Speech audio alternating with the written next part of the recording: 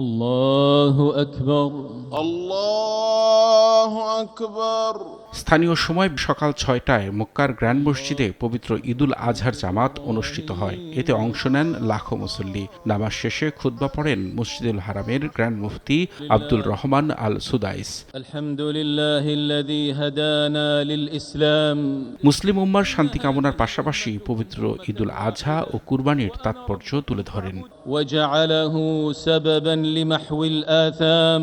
এদিকে ১০ জিলহজ হজের তৃতীয় দিনের কার্যক্রম শুরু হয় মুজদালিফা থেকে। এদিন সূর্য ওঠার পর জামারাতে কঙ্কর নিক্ষেপের জন্য হাজিরা রওনা হন মিনার উদ্দেশ্যে। সেখানে পৌঁছে বড় জামারায় ৭টি কঙ্কর নিক্ষেপ করেন হাজিরা।